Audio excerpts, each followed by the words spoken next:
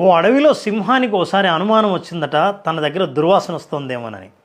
అటుగా వెళ్తున్న జింకను పిలిచి నా దగ్గర చెడ్డవాసన వస్తోందని అడిగింది. వెంటనే జింక ఉన్నదున్నట్టుగా అవును మహారాజా అని చెప్పింది. వెంటనే కోపంతో సింహం జింక మీద దాడి చేసి జింకను చంపేసింది. మళ్ళీ ఆ చెట్టుపైనే కనిపించిన కోతిని పిలిచి నేను చెడ్డవాసన వస్తున్నానా అని అడిగిందట. కోతి లేదు మహారాజా, అలాగేం రావట్లేదే అన్నదట. వెంటనే కోపంతో అబద్ధం చెబుతావా అని సింహం కోతి మీద దాడి చేసి చంపేసింది. మళ్ళీ అటుగా వెళ్తున్న నక్కను పిలిచింది. నక్కను అడిగిందట నా దగ్గర చెడ్డవాసన వస్తోందా అని. వెంటనే నక్క చెప్పిందట మహారాజా, నాకు జలుబు వల్ల ముక్కులు సరిగా పనిచేయట్లేదు, నేను వాసన పసిగట్టలేకపోతున్నాను అని చెప్పిందట. వెంటనే సింహం ఆ నక్కను వదిలేసింది.